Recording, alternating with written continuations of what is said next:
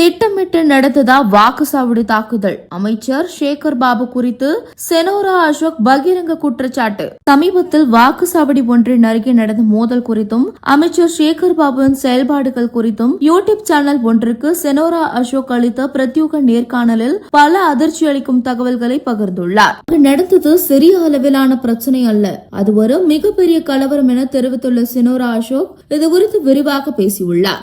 சேகர் பாபுவின் முன்னிலையில் நடந்த இந்த சம்பவங்கள் குறித்து விவரித்த அவர், வாக்குச்சாவடியிலேயே அல்லது சாலையிலேயே இரண்டு தரப்பிற்கும் இடையே திடீரென ஏற்பட்ட மோதல்கள் உணர்ச்சி வசப்பட்டு நடப்பவை, ஆனால் தங்களுக்கு எதிராக நடந்தது அப்படிப்பட்டதல்ல என்றார். தங்கள் இடத்திற்கே வந்து அலுவலகத்தை முற்றுகையிட்டு அச்சுறுத்தும் வகையில் செயல்பட்டது முழுக்க முழுக்க முன்கூட்டியே திட்டமிட்ட ஒரு தாக்குதல் என அவர் பகிரங்கமாக குற்றம் சாட்டினார். மேலும் எதிர்த்தரப்பினர் கத்தி, கடப்பாரை போன்ற பயங்கரமான ஆயுதங்களை எடுத்து வந்து தாக்குதலுக்கு தயாரானார்கள் என்றும் அவர் தனது பேட்டியில் தெரிவித்தார்.